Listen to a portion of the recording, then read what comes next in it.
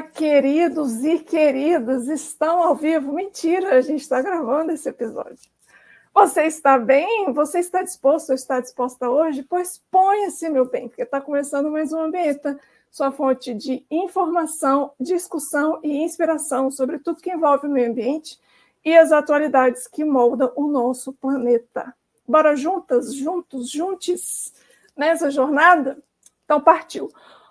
Hoje a gente vai falar de um assunto que eu gosto muito, que eu sou super interessada, que eu quase, inclusive, eu acho que a minha convidada nem sabia disso, estou aqui abrindo meu coração, que eu quase estagiei na genética, mas eu não estagiei na genética, quase estagiei na genética, mas a gente vai falar sobre genética e meio ambiente. Ah, Carol, a gente vai falar sobre aquele lobo e não sei o quê? Não, a gente pode também falar rapidamente, né, a nossa visão, mas a gente vai falar algumas coisinhas a mais que eu tenho certeza que você não sabe, você já ouviu falar no seu ensino médio, mas que você esqueceu, porque a gente faz isso mesmo, e a gente vai falar de um outro assunto que está muito em voga, que fala de várias questões aí do nosso organismo, com essa maravilhosa, que inclusive já foi minha estagiária no mestrado, ela já mexeu com libelos, mas ela achou que libelos não era a área dela, era genética mesmo, que é a maravilhosa doutora Ana Carolina Arcanjo. A doutora Ana Carolina é bacharel e licenciada em Ciências Biológicas pela Universidade de Brasília, especialista em Ciências Forenses pela PUC, Pontifícia Universidade Católica de Goiás, mestre e doutora em Biologia Animal, com ênfase em Genética de Populações e Evolução, com período sanduíche, na Louisiana State University. É muito chique, gente. Atualmente é professora professora regente no Colégio Marista de Brasília, com aulas de biologia 1ª a 3ª séries, iniciação científica 1ª série e introdução a Python. Chique. Pedi ela para me dar umas aulas de Python. Segue colaborando com o Laboratório de Genética Humana na Universidade de Brasília, em parceria com a doutora Silviane Fabiana de Oliveira, especialmente em projetos de reconstrução histórica do homem no Cerrado e genética da resposta imune ao vírus da influenza e SARS-CoV-2. Nas horas vagas, é cantora da banda Balada S.A. há 19 anos, tá? Então, chupa, tô brincando. Opa, calma, que deu um erro aqui. E, pior que já acabou até o evento surpresa, e percussionista da banda Batalá de Brasília. Seja muito bem-vinda ao Ambienta, Ana. Como você está hoje? Me conta. Oi, Carol. Estou muito feliz de estar aqui com você hoje. Muito tempo que a gente não se via, não se falava, né? Muito que tempo. bom que nossos caminhos se cruzaram novamente. Sim. E é um desafio, assim, né? Eu estou muito acostumada com a sala de aula, mas falar sobre ciência é sempre muito, muito bacana, ainda mais com quem me inspirou a começar na ciência, né? Quando eu trabalhei com você foi muito bacana, mas eu descobri que eu, na verdade, sou bióloga de gente, por isso que eu não segui no mundo das libélulas. Sim, mas continua apaixonada por libelo, então é isso. Sim, sim. Aquela que já está forçando a barra, mas tudo bem. Ana, conta pra gente como é que você saiu, como é que você quis ingressar em biologia, se genética sempre foi sua... Eu acho que a gente até conversou isso com o sério estagiário, mas faz uns 20 anos que eu não me lembro. Então, assim, não me lembro, mas se você ingressou já querendo genética ou não, e assim, como é que ela é multipotencial, gente, é uma pessoa multi, acho que até mais que eu, mas como é que você saiu, né? Não saiu, né, mas assim, trouxe também a questão passou por tudo isso, ainda foi para os Estados Unidos, voltou e canta e batuca. Conta essa história para a gente, por favor. Cara, bom, é uma história meio doida, assim. A música sempre esteve presente na minha vida, né? Mas quando eu estava no ensino médio, eu pude fazer um curso de iniciação científica na escola que eu estudava, chamado de Engenharia Genética. E eu achei muito massa e decidi que eu queria trabalhar com isso, né? Inicialmente porque tinha um sonho, né? De ter uma filha com uma parceira minha que tivesse nossos genes e tudo mais. Então eu entrei na genética, na biologia por causa disso. No fim das contas, quando eu entrei na biologia, eu me apaixonei por tudo. Tanto que fui para ecologia trabalhar com você, depois eu fui para botânica, trabalhar no herbário. E eu fiquei meio perdidona, assim. No quarto semestre eu estava fazendo ecologia do fogo com a Heloísa. Ai, que lindo! E aí bateu uma crise cabulosa, tipo, meu Deus, eu gosto de tudo, eu sou ruim em tudo, eu sou péssima, o que eu vou fazer da minha vida? Eu não sei o que eu quero. Aí a Heloísa sentou comigo e falou, Ana, você está na graduação, agora você tem que experimentar tudo. Na hora que você descobrir o que você vai querer se especializar, aí você vai entrar no mestrado, numa especialização. E aí eu me acalmei e achei a Ecofofo sensacional. E aí no quinto semestre eu fiz genética com a Silviane. E aí eu falei, caracas, meu irmão, não, é isso aqui mesmo que eu quero. E aí eu fui, já nesse mesmo final desse semestre, eu fui para dentro do laboratório da Silviane trabalhar com genética de populações e me apaixonei desesperadamente, né? Até porque eu pude trabalhar com absolutamente tudo que eu gostava. Eu trabalhava com genética, eu trabalhava com história, reconstrução histórica, né, das populações do Cerrado, do homem no Centro-Oeste.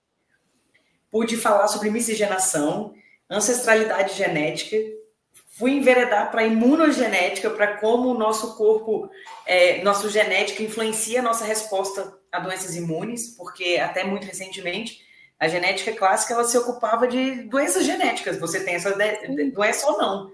Como é que você vai manejar minimamente? Agora, as doenças infecciosas, a gente achava que era só você pegar a doença, beleza? Você entrou em contato com o vírus, você vai ter a doença e acabou. Só que aí a gente vem mostrando, né, como é que geneticamente o nosso corpo responde e você pode ter ou uma simples gripezinha ou morrer de uma doença infecciosa, dependendo de como o seu corpo reage. Ou desencadear outras doenças, que é o meu caso. Hã?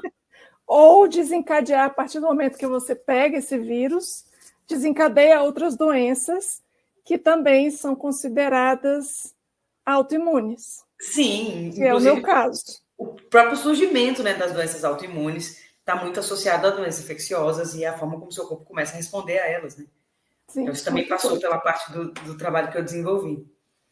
E aí, enfim, eu pude colaborar com uma galera lá da Polônia, nessa parte de imunogenética, e aí fui convidada para falar na conferência internacional sobre H1N1, porque tinha uma publicação a respeito e tal. E acabei gostando muito dessa parte de imunogenética. Ao mesmo tempo, trabalhando com genética forense e genética de populações, porque está tudo muito meio misturado, né? Então, a genética de populações, ela é uma área da genética, na verdade, da biologia, que vai estudar como são constituídas geneticamente as populações, as frequências alélicas, né? O que é mais legal, né? Como é que os genes se comportam quando a população está sofrendo algum tipo de pressão seletiva e, por isso, está evoluindo. Então, isso tem super a ver com a mudança do ambiente também, né? Quais genótipos vão ser selecionados, quais genótipos vão ser escolhidos, o que vai ser mais frequente numa população, mais frequente na outra, por que você vai ter muito mais europeus morrendo de Covid do que brasileiros, e não tem só a ver com o sistema de saúde, também tem a ver com a constituição genética, né? Que foi influenciada pelo meio ambiente. Então, o pessoal que está perguntando o que uma coisa tem a ver com a outra... Já deu spoiler. Isso, gente, já deu spoiler. Tá maravilhoso, pode continuar.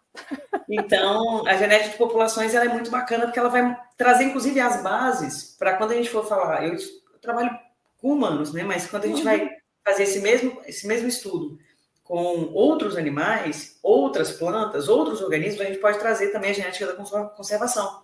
Ela vem muito da genética de populações, né? Da gente preservar por gênico, ampliar a variabilidade genética, diminuir a endogamia para garantir que as espécies elas não entrem em extinção, que você consiga fazer um manejo correto para tirar essas espécies do rol de espécies em subrisco de extinção, por exemplo. Então, a gente acaba trabalhando um pouquinho de tudo. E aí eu acabei ficando na genética desde então. Fui fazer pesquisa, mestrado, doutorado, pude trabalhar com um dos caras que eu sempre citava nos trabalhos e nunca tinha... Ah, que legal, isso é muito legal. É o Batzer, que ele é o bambambam das inserções halo, que são elementos móveis do genoma, que são derivados de vírus. Mó rolê massa também. E aí, na parte mais de genética de forense, né? Uhum. Saí da UNB, fui dar aula de biologia na escola que eu estudava, e eu adoro isso, porque eu consigo encantar os meninos e trazer para eles, né, todo o meu encantamento pela biologia. Uhum. E eles reclamam às vezes, porra, você é muito inteligente, você acha que a gente também é inteligente? Eu falei, cara, vocês têm que, ao invés de reclamar, aproveitar, cara, que eu sei muito. Isso, exatamente. E aí eles vão mudando a forma. Por exemplo, ano passado esse ano a gente vai para a Amazônia com os meninos. Ai, que delícia!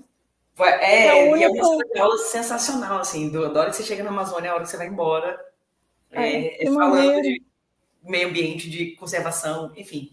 Eu nunca fui para a Amazônia, é o único bioma que eu ainda não fui. Eu recentemente tive a oportunidade para Caatinga, né? Mas assim, foi muito rápido, eu vi pouco, assim, mas já fiquei encantada, e a Amazônia é a única que eu ainda não conheço, mas que maravilhoso, olha só que oportunidade, muito bom. Pois é. Mas continua, eu fico te interrompendo o tempo inteiro, desculpa. Pode interromper, cara, tá tudo certo. E aí, enfim, fui dar aula, né? Terminei o doutorado, aí comecei a tentar prestar concurso para professor universitário, mas só com doutorado na biologia a gente não consegue nada, né? Sim, então tem que ter muita publicação, tem que ter pós-doc. E aí nessa eu acabei ficando mais na educação e curtindo bastante, mas não larguei o pé da UNB, então ainda colaboro com o grupo da Silviene. A gente ano passado teve 2 publicações importantes na Nature, inclusive. Que legal, parabéns, parabéns. Consórcio sobre Covid e genética, olha só. Aquilo que eu fui implantando lá em 2014, falando de H1N1, teve resultado agora também, só que com o SARS-CoV. E graças a um esforço internacional, né? Então, a gente, com a galera lá de Santiago de Compostela, pessoal o SCORD, né? Que é esse grupo que faz essas pesquisas sobre o Covid, né? Na Europa e América. Legal, então, continuei fazendo pesquisa, e aí, como no doutorado eu comecei a trabalhar com bancos de dados, né, de genéticos, justamente por causa da genética de populações, o 1000 Genomes, que vai mostrar varioma, né, humano, eu aprendi a programar em Python. E aí eu falei, cara, esse negócio é muito legal. E aí eu fui aprender um pouco mais sobre a história da programação, e fui descobrir que a primeira programadora da história foi uma mulher, que foi uma poetisa matemática, Ada Lovelace. E aí eu comecei um projeto na escola chamado Programa Menina, que era para ensinar as meninas a programarem em Python. E aí, cara, desse grupo já saiu uma bioengenheira que está agora com bolsa de 100% lá no Canadá, tem outra que foi para a Suíça. Uau! Essa é a parte legal da docência, né? Você poder, você poder mudar vidas, né? Sim. E conscientizar os meninos é bem legal. E, enfim, nesse rolê todo eu tô aqui. Sigo fazendo música, porque afinal foi a única coisa que não mudou na minha vida nesses últimos anos. Sim. Mudou, assim, comecei cantando, aí agora canto, toco guitarra, toco trompete, toco percussão, vou ampliando o meu repertório enquanto faço ciência, enquanto dou aula também. Gente, agora a pergunta que não quer calar, como é que você consegue tempo para isso tudo? Porque, assim, dar aula já consome um tempo grande, porque a gente tem que organizar o rolê fora e depois dentro. Aí ainda colabora e escreve. Eu não consigo escrever os meus artigos ainda. Como é que você ainda consegue escrever os artigos, ainda toca, dança, sapateia? Como? Gente, férias escolares para escrever artigo, mas eu quase não piso no UNB mais, eu estou mais ajudando, orientando os meninos que estão chegando agora. E assim, meu tempo é todo cronometrado. Eu não sei como eu dou conta de tanta coisa, mas se eu fizer menos coisa, eu fico doida, então... Entendi. Eu te entendo um pouco, assim. Mas eu entendo esse negócio de cronometrado, assim, porque minha manhã é toda cronometrada, assim, se eu saio um pouquinho, acabou, assim, tipo, se eu piscar diferente, piscar muito tempo, acabou, já era. Perdi o trem, né? São as estratégias que a gente cria, né, para se organizar. Exatamente. Gente, ela não é maravilhosa? É muito maravilhoso, gente, eu tô chocada. Então vamos começar... falando que você já falou que genética de populações. O que é genética de populações? Como que o meio interfere, né, nisso? Assim, ou seja, o que é, primeiro, genética de populações, para a galera entender o que é a genética de populações, o que você está falando. Lembrando, que é bom lembrar, o óbvio precisa ser dito. Nós temos apenas, me corrija se eu estou errada, mas eu não vi ainda artigo científico falando que seres humanos têm raça, tá? Nós somos uma espécie sem raça, em termos biológicos falando. Eu estou errada ou a gente já evoluiu nesse sentido? Já vamos começar por aí. Eu tenho, inclusive, um capítulo de livro falando sobre isso. Maravilha, não existem então, raças na espécie humana, tá? Sequer variedades. Então, a diferença genética entre o que a gente chamaria de etnias, que aí vai um conceito muito mais sociológico, né, do que, de fato, biológico, a diferença genética entre, sei lá, um africano subsaariano e um europeu da Noruega, a diferença genética entre eles é muito menor do que a diferença genética entre indivíduos da própria Noruega, por exemplo. Ai, que doido. Então, a gente sabe hoje que não existem raças, até porque raça é um conceito zootécnico, né? Sim. Por um tempo, a sociologia pegou emprestado esse termo, né? Hoje, não sei como se fala, qual é o linguajar técnico de lá, e eu não vou nem me atrever, mas geneticamente não existem diferenças significativas entre os humanos a ponto de você diferenciar populações de continentes diferentes. A gente observa estruturação populacional, ou seja, dentro dos continentes, dentro dos países, você observa diferenças dentro das regiões ou dentro de grupos, mas entre esses continentes a diferença é muito pequena, né? E aí a genética de populações vai estudar justamente isso. A gente vai olhar o pool gênico, né, das populações. E o que é pool gênico? São todos os alelos e as frequências desses alelos nessa população, ou nessas populações, e a gente compara isso entre populações diferentes, né? Uhum. E através disso a gente consegue estabelecer se as populações estão muito diferentes ou muito próximas. E é por isso que eu posso afirmar categoricamente. Por exemplo, no meu doutorado, eu trabalhei com um painel de inserções antigas, chamadas inserções ALO, e que elas não são muito móveis hoje em dia mais no genoma. Então, se você tem uma inserção ALO no mesmo lugar que eu, obrigatoriamente a gente tem um ancestral comum, sabe? E a partir disso eu pude tentar dosar mais ou menos quanto de ancestralidade, trabalhando com Brasília e Calunga, né? Calunga, que é um quilombo que a gente tem aqui próximo, ali em Cavalcante, o maior quilombo do Brasil. Eu pude estimar a composição genética de africanos, europeus e o que a gente chama no laboratório de ameríndios, né, que seriam os nativos americanos, baseado nessas inserções ALO. E aí eu comparei isso com o resto do mundo, porque esse painel o Batzer usou em vários lugares para fins forenses. E aí o que eu descobri? Que se a gente fosse botar Brasília, baseado nessas frequências, em qualquer lugar do planeta, ela estaria lá na Síria. O quê? Sim. E aí Calunga, ela vai ficar ali próximo do Egito. Por quê? Quando você para pensar, a gente hoje em dia tem um mundo globalizado, né? E aí, antigamente, que você tinha dificuldade de mobilidade, as diferenças de frequência genética, né, gênicas, elas eram grandes. Com a globalização, isso se mistura. E Brasília foi formada há 65 anos, né? Então, veio gente de todas as regiões do Brasil, com essa matriz de africanos, europeus e nativos americanos. Para pensar onde é que a Síria está. Ela não está no meio entre Europa, a Ásia e a África. Sim. Então, é uma região de alta miscigenação, de transição. Então, as populações hoje miscigenadas, elas são populações de transição. Então, geneticamente parecidas. Que lindo! Legal, né? Nossa, então, isso é muito maneiro. Não dá para dizer que tem raça, não tem raça. Em humanos não tem raça. Sequer variedade.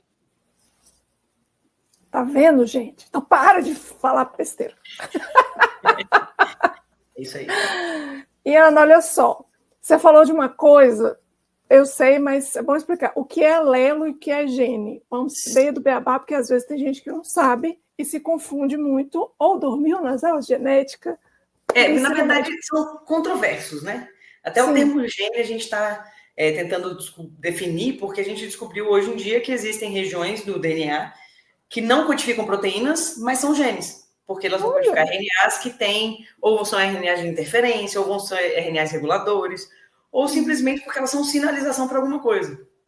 Então, esse termo, no meio acadêmico, ele ainda está meio sob discussão, a definição, ainda há uma indefinição, mas para o nosso lugar comum, a gente pode dizer que gene, ou equivalente a locus gênico, é um lugar no DNA que tem uma sequência específica e vai ser parecido em todos os humanos. Então, nesse gene, a gente vai ter alelos ou genes alelos, que são sequências levemente diferentes entre um indivíduo e outro, por exemplo. Então, eu sempre dou esse exemplo para os meus alunos. É como se o gene, ou locus gênico, ele fosse o prédio que você mora. Ele tem um CEP, ele tem um endereço. Só que qual apartamento dentro do prédio, aí seriam os alelos, que são versões daquele gene, no fim das contas, né? Então, eu considero genoma o conjunto de genes que define uma espécie. Então, todos os seres humanos têm os mesmos genes nos mesmos cromossomos. Mas então, por que a gente é diferente? Aí, porque as versões de cada gene são levemente diferentes. Vão gerar fenótipos levemente diferentes. Mas todo mundo, por exemplo, tem o gene da melanina. Mas o albino? Não, o albino, ele tem o gene da melanina. Mas o alelo que produz a melanina dele, na verdade, vai ter um códon de parada antes e a proteína não se forma. Então, ele tem o gene, ele expressa o gene, mas não vai ser melanina. Por isso, ele não tem melanina. Mas o gene ele tem. Assim como eu e você e qualquer outro ser humano.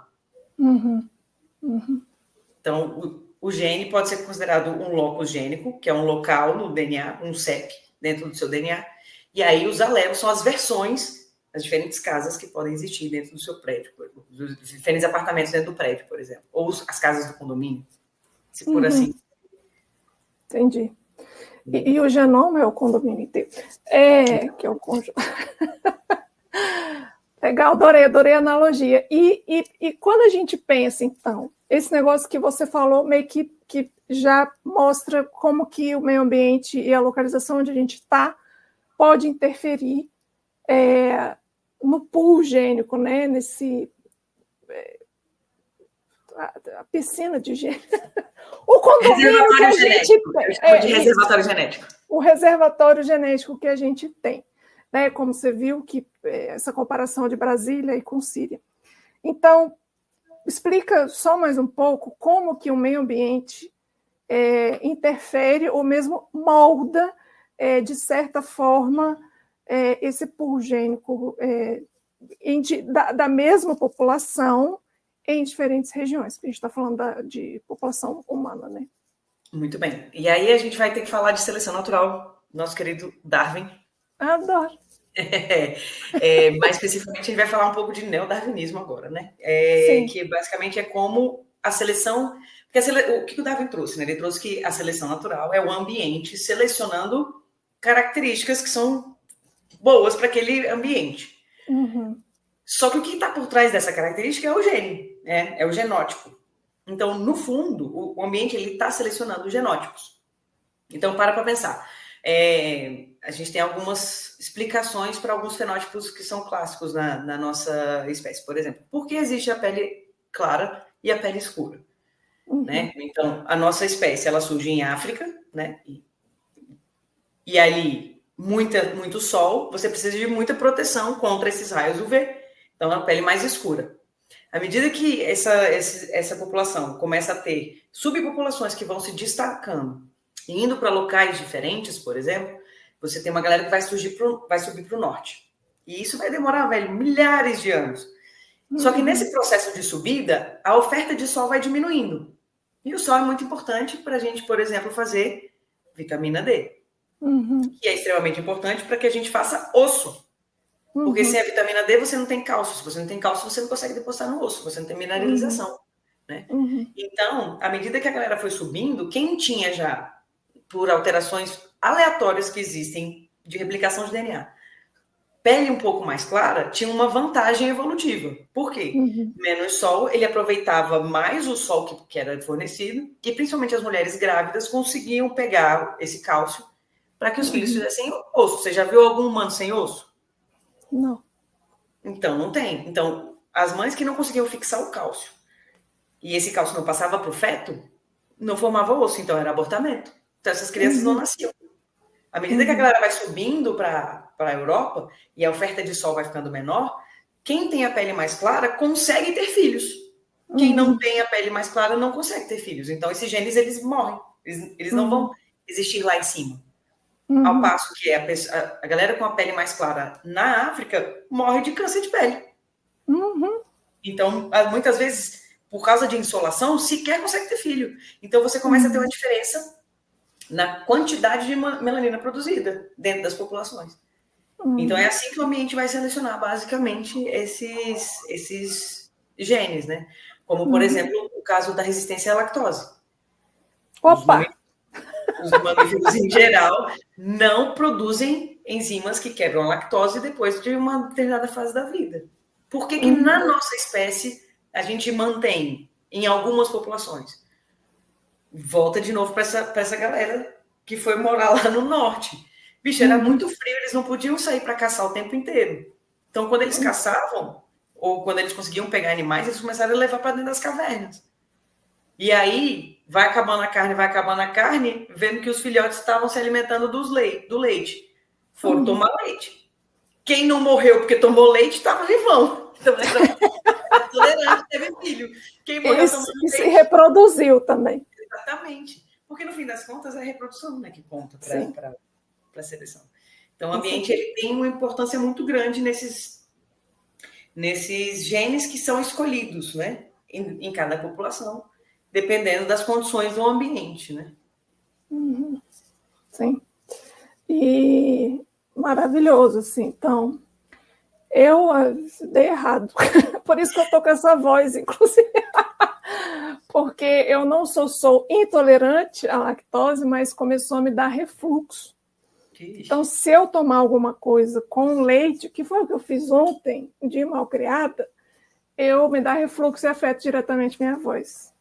E o pior intolerante é o leite, né? Porque ele desafia a intolerância dele. Ele não aceita. Exato. É o pior, gente. É o pior. Não aceito. Eu falo, não aceito. É porque não é que eu não aceito. Assim, agora eu estou vendo que eu estou fazendo vários experimentos de tentar enganar meu próprio corpo e eu vejo que não dá. E aí eu falo, e aí nem todo lugar tem, né, coisa para pessoa que é. Assim, o problema é que eu não posso, né, nem só lactose, é o leite. Se eu tomar um leite sem lactose, me dá refluxo. Então, assim, já evoluiu o negócio aqui, entendeu? Não evoluiu em termos de evolução, mas a gravidade, a severidade do negócio progrediu. Então, assim, é isso, gente, conviver com isso. Mas tudo bem. Não era esse assunto, gente. Estou falando de lactose, mas agora vocês já aprenderam algo novo aí, para vocês entenderem que o buraco é mais embaixo. Isso.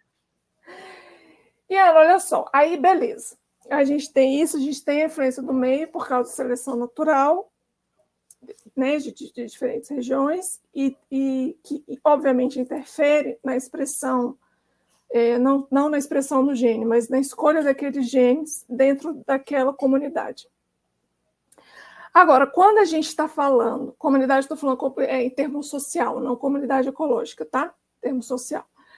Agora, quando a gente fala de interferência do meio em expressão genética, é outra coisa, certo? Isso, aí a gente está falando de epigenética. E aí eu quero chegar nisso. Por quê? Porque tem várias blogueiras e médicos e doutores e nutricionistas e várias pessoas com muita aspas falando um bando de besteira, não só com relação à própria epigenética, mas com modelação. Vamos fazer uma dieta nutricional de modelação, como é que é? Que eu vi modulação epigenética. Isso, de modulação epigenética, mas nem só tinha um outro nome, de modelação nuclear, modelação de aminoácido. Mano, para! Apenas parem. Então... É igual aquela galera que na época do Covid tinha um médico que falava que você tinha que fazer nebulização com bicarbonato de sódio porque ia alcalinizar suas vias respiratórias e o vírus não aguenta. Bicho, primeiro, bicarbonato de sódio é um sal. Na pior das hipóteses, ele vai tamponar suas vias aéreas. Tamponou. Ou seja, não tem variação de pH. Segundo, com vírus que não é vivo. Terceiro, isso, o vírus como não é é que vivo, uma célula não vai controlar o meio em que ela vive? Cara, se você alcalinizar suas vias aéreas, a sua célula vai lá e vai tamponar a parada, bicho. É falta de conhecimento biológico básico mesmo. É, por isso que eu falo, mano, não, apenas parem, por favor, parem. É que nem lavar o cabelo com shampoo com DNA vegetal. Ai, cara. É que nem tomar coisa de clorofila. Ai, vamos tomar coisa de clorofila. O suco de clorofila. Legal, gente, vai ser ótimo. Você vai ter bastante magnésio, só isso mesmo. Ei, parabéns. Aí você não vai precisar tomar as pílulas de magnésio, né? Ou falar que vai. A mesma coisa, o bicarbonato acontece com a água de limão, né? Ai, você vai alcalinizar. Ai, não, gente. Como é que um ácido ascórbico alcaliniza seu sangue, pelo amor de Deus? É ácido? Isso! Pelo amor da madrugada, mas tudo bem. Mas ele é um ácido fraco, ele também vai tamponar qualquer coisa que ele vai encontrar. Mas, enfim, vamos lá. Bom, enfim, voltando para a epigenética, séria agora, não com esse negócio de modulação hormonal. Modulação hormonal. Vamos para modulação hormonal por causa da epigenética. Então, por favor, Ana, nos ajude. Vamos. Então, olha só. A epigenética é uma área da biologia que vai estudar como os genes são expressos. Tem uma coisa que é maravilhosa nos seres vivos, é a sua irritabilidade. Então, uma das características essenciais para um ser vivo é a irritabilidade. O que é isso? É a capacidade de responder a estímulos do meio. Então, por exemplo, você está vamos pensar num protozoário que é unicelular. Ele tem solutos dentro dele e tudo mais para que ele funcione. Quando ele colocar numa água doce, a água tá hipotônica vai entrar dentro dele. Então, a tendência é que a célula se rompesse. Para não romper, o vacúolo pulsátil dele vai atuar e vai jogar água para fora. Ou seja, ele está respondendo a uma alteração no meio. Se ele for colocado na água com sal, o contrário vai acontecer. Vai começar a perder muita água, então ele vai ter que achar formas de botar água para dentro. Então, isso é irritabilidade. Quem é que faz isso nas nossas células? São as proteínas. As proteínas é que vão, de fato, fazer coisas na célula. Se você está em um momento em que você está com muito estresse, aí você tem uma resposta do seu sistema nervoso simpático, o aumento de cortisol. As suas células vão ter que se adaptar a esse aumento de cortisol. Só que é temporário. Tanto é que se você começar a meditar, tomar remédio, diminuir os níveis de cortisol, você volta à sua homeostase normalzinha. Ou seja, você tem modulações que são respostas de expressão gênica momentâneas e que vão durar o tempo que for necessário.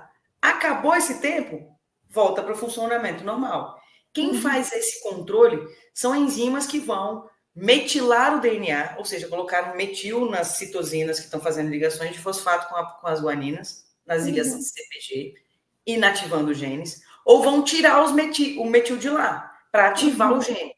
Então, esse ligar e desligar dos genes está associado a essa metilação ou a acetilação das histonas. Que aí as histonas que enrolam o DNA, né? Elas têm carga positiva, o DNA carga negativa e enrola bonitinho.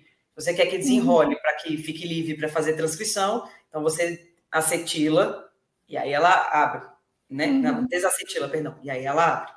Enfim, o que acontece? Então, esse controle mais imediato, ele não vai mexer no seu DNA, mas em como esse DNA vai ser lido.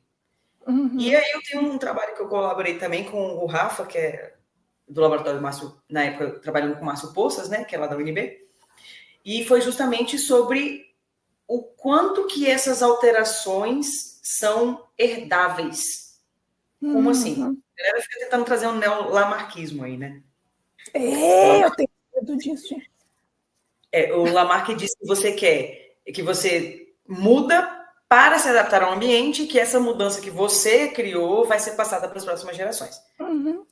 E aí seria essa questão da irritabilidade, né? Então você tem uma resposta ao ambiente, só que aí seu filho herdaria isso. Por que isso não se dá? Né? Por vários motivos, pensando em mamíferos tem a ver com imprinting genético, mas isso aí é um rolê que depois eu falo. Mas essas mudanças, elas são transitórias. A alteração da expressão gênica, ela vai se dar enquanto for necessário, porque a célula vai querer o mínimo de esforço possível. E o mínimo de esforço é ela fazer o básico dela. Entende? Então, você pode até ter essa alteração de metilação, no padrão de metilação da célula, mas ela não passa de 2 gerações de células, não de indivíduos. Então, não existe essa transmissão. Então, vou fazer a modulação. Meu irmão, gente, eu sou geneticista. Eu sou doutor em genética. Que medo. Meu irmão, não vou falar qual, mas ele sabe quem é. Ele ouvia frequências específicas para o olho dele ficar azul. Oi.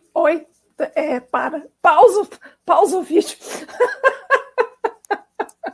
Por quê? Porque algum bonito dessa galera dos reptilianos da vida aí, eu dei, decidiu que frequências específicas vão fazer com que o seu fenótipo mude, porque a sua alteração vai ter alteração no seu DNA. Não vai, gente, não vai ter alteração no DNA. Só tem um bobo pagando para alguém muito esperto, né? Esse tipo de coisa. Claro.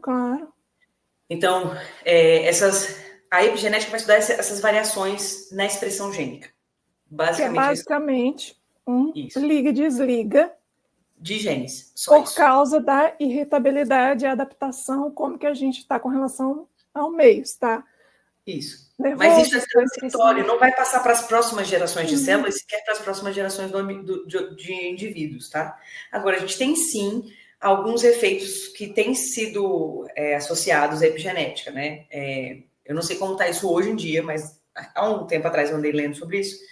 E, por exemplo, o boom de obesidade, né? Nos Estados Unidos, depois da guerra, está associado a alguns fatores. Eles acharam uma associação estatística, que pessoas que foram gestadas, ou seja, estavam na barriga da mãe, durante a guerra tiveram menor aporte nutricional. Então, lá no embrião, você teve uma alteração da metilação para que ele conseguisse absorver o máximo de nutrientes possível.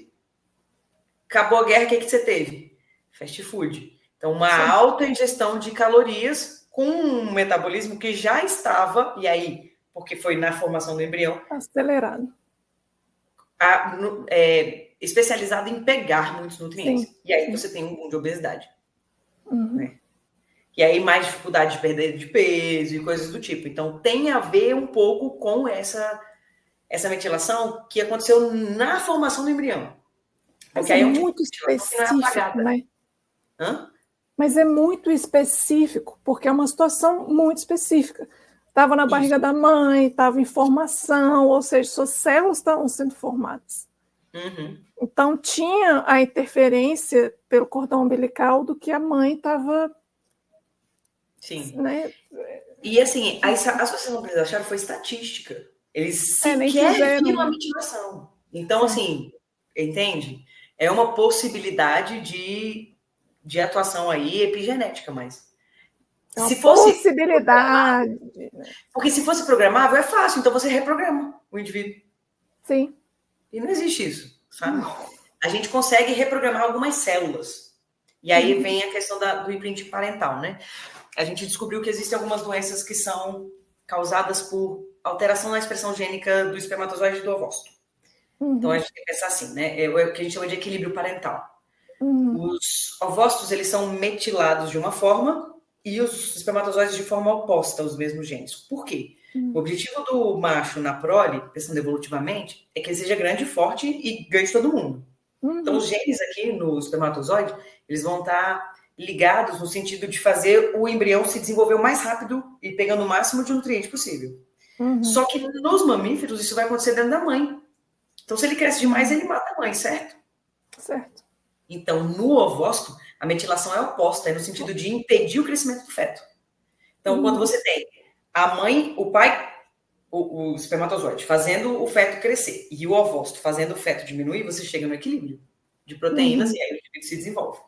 E a gente descobriu isso por algumas doenças, que são doenças causadas por imprinting genético. Por exemplo, Prader-Willi e Angelman. São todas alterações do cromossomo 15. Em uma, você tem duas vezes o cromossomo 15, o pedacinho do pai, então ele vai ser grandão, megaloglossia, esplenomegalia, então vai ter a boca, a língua grande, o baço grande, o coração grande, não tem saciedade, vai ter alteração, vai ter a cabeça maior do que deveria, como é o nome? Vai Prognata. vai ser prognata e tal. E o animal é o contrário, quando na verdade no indivíduo vem os 2 pedacinhos do cromossomo materno. Então ele vai ter raquitismo, dificuldade de crescimento, baixa nutrição, baixa absorção de nutrientes, micrognatia, microcefalia. Ele vai ser todo menos. Oposto, né? Exatamente o oposto, são as síndromes opostas, né? Então a gente sabe, por exemplo, que quando o espermatozoide está se formando, aquela etapa de diferenciação, ele vai receber uma metilação específica de espermatozoide. E o ovócito, específica de ovócito. Por isso que você não consegue pegar 2 ovócitos, fazer uma fusão intranuclear e falar, beleza, vai dar uma fêmea aqui. Sim. Para fazer isso, o que a gente teve que fazer? A gente teve que pegar, e aí a primeira vez que foi feito foi em 2004, o pessoal lá do Japão. Eles pegaram um ovócito e desdiferenciaram ele, ou seja, fizeram ele desfazer essa metilação, esse enrolamento, e induziram ele a virar um espermatozoide. De metilação, porque ele não virou espermatozoide de verdade. Aí fizeram a fusão. Beleza, aí deu uma fêmea saudável e fértil. A gente consegue fazer isso com algumas células. Mas assim, foi uma tentativa em 1000 que deu certo. Hoje em dia, isso. Hoje em dia é um pouco mais fácil, a gente tem uma chance de acerto maior, mas ainda assim é muitíssimo difícil e a gente não entende muito bem como isso acontece ainda. A gente sabe que acontece, mas não como. É porque não tem ainda toda a informação, assim, a gente não tem acesso a toda a informação que está ali, o que está acontecendo ali. E é muito difícil a gente replicar, porque é algo que quimicamente, não sei se quimicamente a gente consegue, entende? Fazer isso. Como é que você monitora isso sem matar a célula?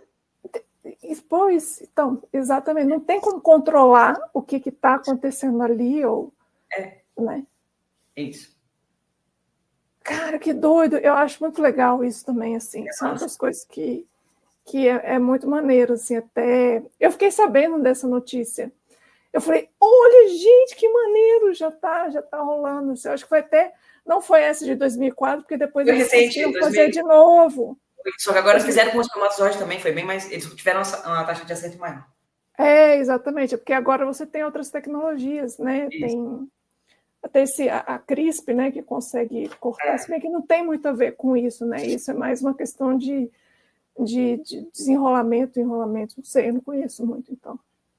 Eu sou entusiasta, né? Sou uma bióloga que gosta muito de saber dessas coisas. Sou bióloga, como você é muito curiosa, eu sou bióloga. Né? Isso é muito bom. É porque o bom do biólogo é que ele não se interessa por nada na vida, né? A não ser por ela mesma. Exatamente. Essa frase é a minha frase. Eu li no Cabil e eu nunca esqueci dela. Quem que escreveu? Você deve ter sido alguém. Essa não tinha autoria. Eu lembro que era só... Eu ficava lá pichada lá na sala de estudos. Ai, que legal. É maravilhoso essa frase. Muito bom mesmo. E aí a gente chega naquela fase que... E o lobo? Né? A gente vai falar rapidamente desse lobo, porque tem a ver com isso, que é uma manipulação genética, porque eu sei que vocês vão perguntar, e o lobo? Está todo mundo falando desse lobo, o pessoal Nunca Vi um Cientista, as 2 cientistas já falaram, explicaram de uma maneira maravilhosa, que foi usando, eu falei assim, eu vou explicar o que aconteceu usando empadão paulista. Basicamente o que eu entendi, eu não vi esse vídeo, eu devia ter visto, porque aí eu ia saber falar melhor, mas o que eu entendi dos que os meus alunos me trouxeram, e rapidamente o que eu li, que basicamente os caras só alteraram os genes, né, de um lobo cinzento, um lobo cinza, para que ele se parecesse com aquele lobo das antigas, né? Isso. Porque no fim das contas, inclusive, eles são da mesma espécie, né? Não é um híbrido, não é um Jurassic Park acontecendo, até porque ele nem é possível, principalmente com anfíbios, porque não são próximos. Os dinossauros dos anfíbios são mais próximos das aves, mas depois a gente conversa em outro momento. Mas, basicamente, eles só alteraram genes específicos para que ele ficasse maior, mais peludo, com pelo de tal cor e tal, mas, assim, variações de alelos que já existem na população, né, de lobos. Ela só não está nessa conformação específica, que era uma população específica, o tal do direwolf, né, ou lobo terrível. Isso. Exatamente, aquele lobo grande, branco do Game of Thrones. Mas, assim, isso, é um organismo geneticamente modificado que ele continua sendo um lobo cinzento. Exatamente, ele isso. A mesma coisa. Isso. Só que pegaram alguns locos, assim, e modificaram, é exatamente isso, modificaram para parecer fenotipicamente com o lobo lá.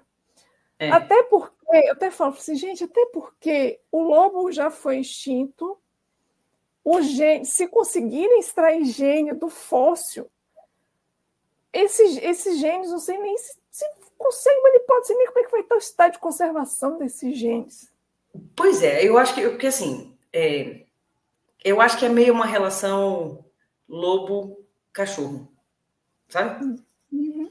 Porque eu não sei qual a espécie do lobo, esse lobo terrível, mas se for Canis lupus, ele só é da mesma espécie do cachorro nosso e do lobo. O que a gente tem é subespécies, né? Nesse caso. Então, seria inclusive possível cruzar um cachorro com um lobo e ter um descendente fértil. Porque eles não são genéticos. Siberiano, tô brincando. Na verdade, um malamute, por exemplo. Um malamute, isso. Porque ele já tem até o tamanho parecido e tal. Ele é maior, o malamute é maior. O pincher cruzar com um lobo, obviamente, mas você não consegue fazer ele cruzar nem com um Rottweiler, por exemplo. É uma questão de estruturação populacional. Mas é a mesma espécie. Então, geneticamente, eles têm os mesmos genes. O que vai ser diferente? O pool gênico. Sim. Em quais alelos são mais frequentes em cada população, só isso. Sim. É o que faz sentido na minha cabeça. Não, mas é isso, é exatamente isso, assim, elas falaram exatamente isso. E eu falo, gente, o que eles fizeram foi uma excelente jogada de marketing. Bom, exatamente. Para conseguir dinheiro, provavelmente, para o laboratório, ou sei lá, mas foi uma excelente jogada de marketing. É que nem você ter que comprar um shampoo porque ele tem DNA vegetal, cara. Porque falaram que tem DNA vegetal, você precisa dele. Mas, ué, tudo que for de planta vai ter DNA vegetal, e é isso aí. E vai fazer mágica no seu cabelo? Nenhuma. É isso que eu falo, vai fazer mágica no seu cabelo igual todos os outros shampoos fazem. Uhum. Ou seja, se todos fazem, nenhum é. É isso. Exatamente. Mas tudo bem. Maravilha. Iana, mais uma coisa, uma última coisa, antes de você falar Você Sabia, uma curiosidade para a gente. A gente está sabendo que está mudando tudo. Gente, está chegando um apocalipse cataclimático. E é isso, por causa das mudanças climáticas, alterações climáticas, está mudando muito, o meio muito rápido. E a gente sabe que, estou falando de biólogos, né? Então, sim, estou falando para você aí, que mudanças muito rápidas. Eu ia falar uma coisa, mas eu acho que eu vou deixar você falar, porque eu acho que eu vou entrar no que você pode falar. Então, assim, o que você traria para a gente em termos dessa relação? A gente já sabe que existe uma interferência do meio, né, na genética de populações, na nossa dinâmica de expressão fenotípica, por causa da seleção natural, ao longo de milhares de anos, tá, gente? Milhares de anos. Eu estou falando, de hoje para amanhã, eu vou mudar o meu fenótipo ouvindo um determinado hertz para tornar o meu olho azul, tá? Eu não estou falando disso, eu estou falando que milhões de anos a gente tem expressões fenotípicas sendo selecionadas por causa do meio ambiente.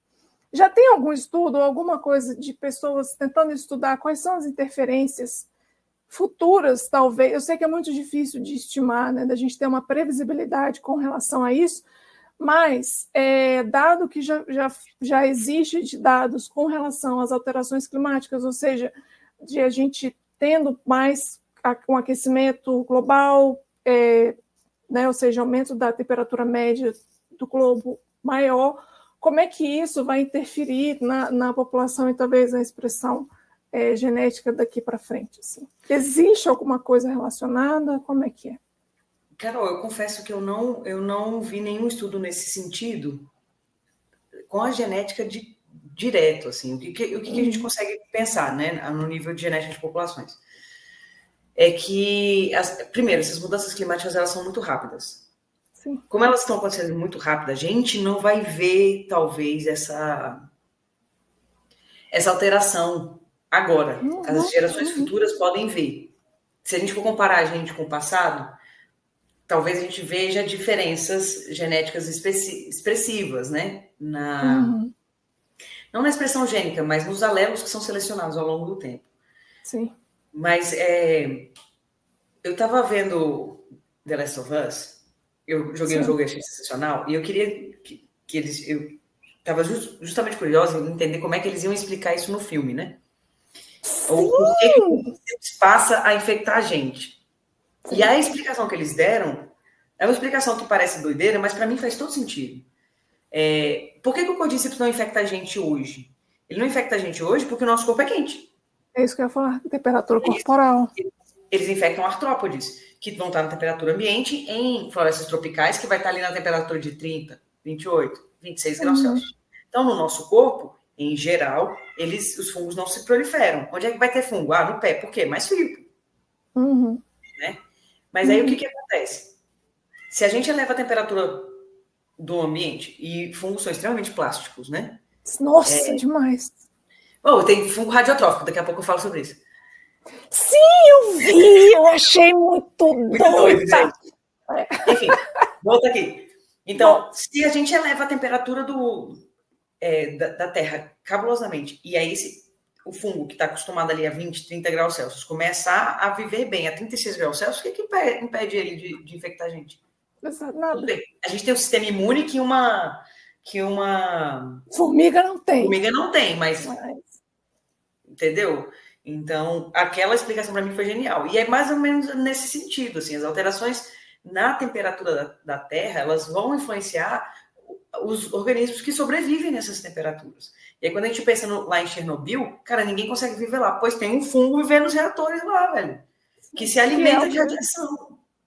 Então, assim, uma coisa que a gente achava impossível, ele já tem evidência que é possível. E isso é alteração ambiental que a gente causou. Sim, as duas coisas, né? Tanto a questão deixa eu me botar aqui. A gente causou as duas coisas, tanto a questão radioativa quanto a questão do aumento da temperatura, né?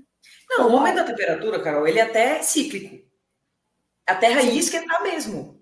Só que não nessa velocidade, e aí a gente não ia ver isso acontecer.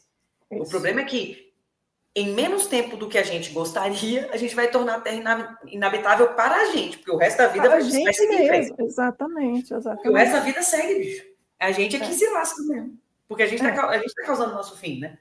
Sim. Exatamente. Não, então, muito bom você trazer isso, assim, porque eu estava pensando em outras questões,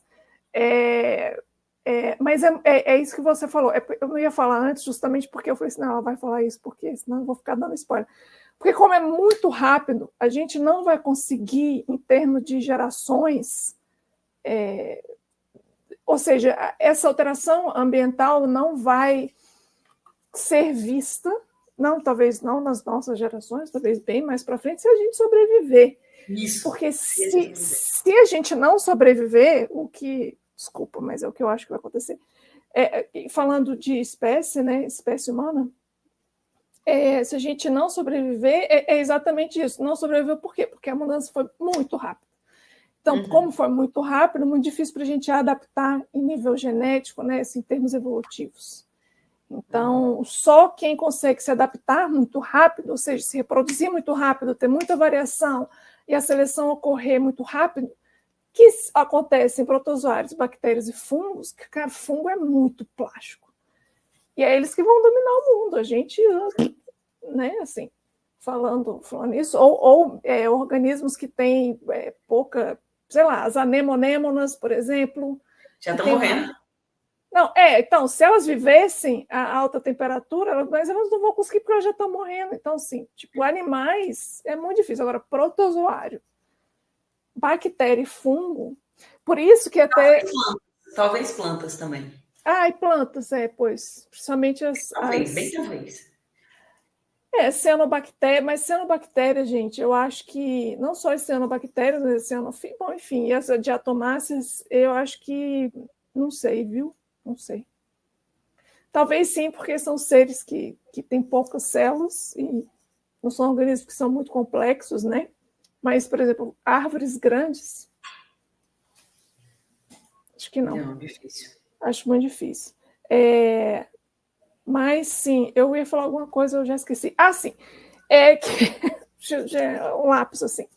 É por isso que falam, assim, né? É por isso que os cientistas que estudam, estudiosos, que são estudos científicos que eu leio, que às vezes eu acompanho, falam muito dessa questão de doença, não só pela questão do derretimento, né, do Polo Sul, do Polo Norte, também, porque a gente não sabe o que está lá congelado, desde a última era do gelo que teve, né? A gente não sabe.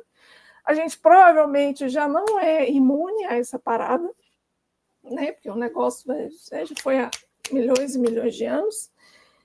E não só é isso, que é justamente essa questão que você acabou de explicar, que são as questões de que as coisas estão acontecendo muito rápido e não dá tempo para a gente se adaptar em termos evolutivos, né? Agora, gente, fungo é uma beleza. Mas falando dessa série, se você não assiste, gente, assiste, porque é bem legal.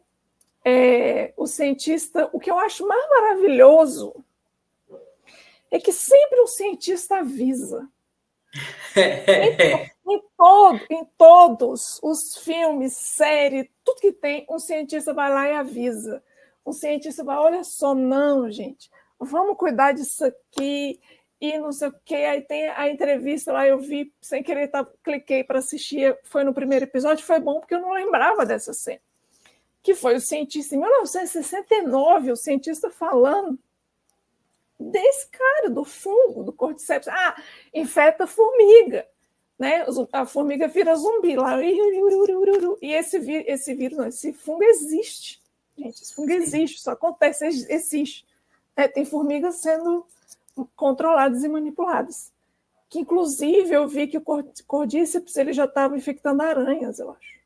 Sim, inclusive ele fica no teto por causa das aranhas, é muito doido. É muito doido, já está infectando a aranha e já deu um salto.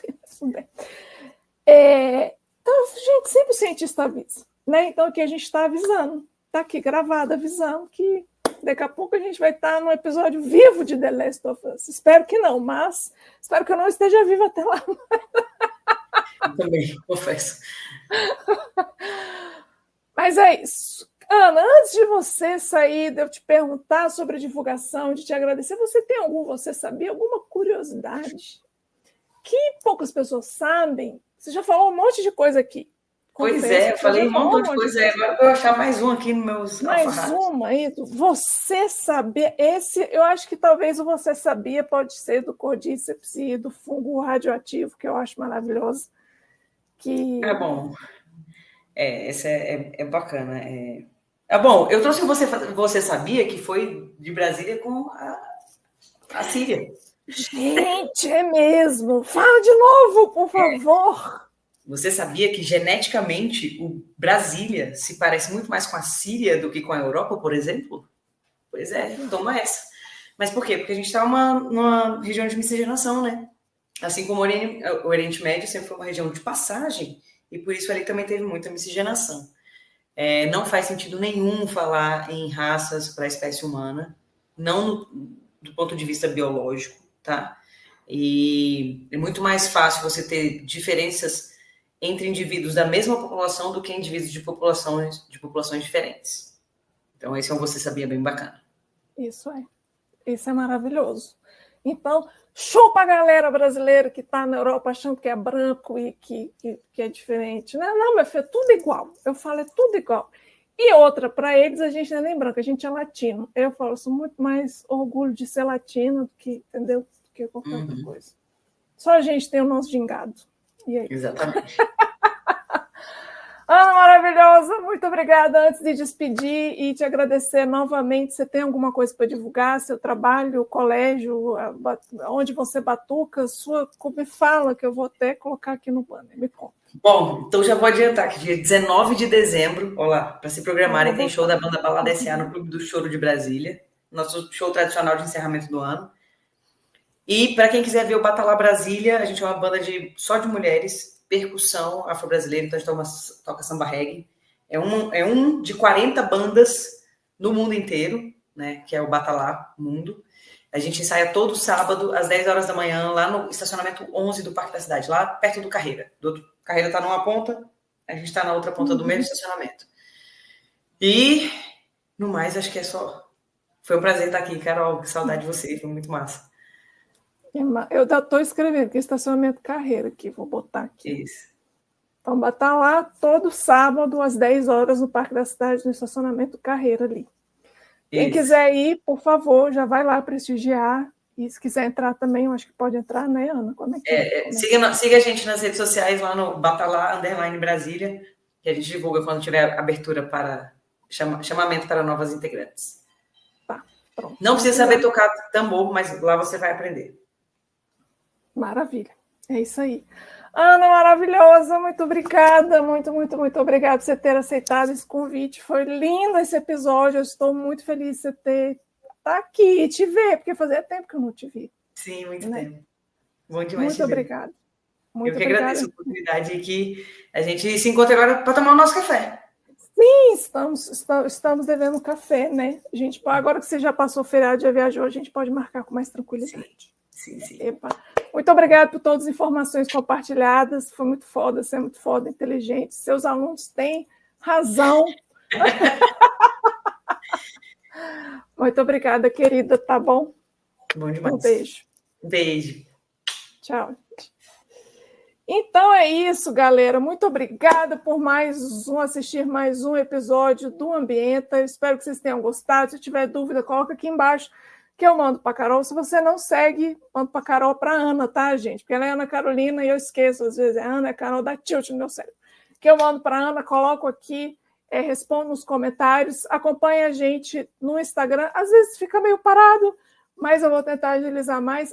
@Ambienta podcast. Se você quiser também me seguir no meu individual, é @Carolinidades, eu boto coisas de economia ambiental por lá.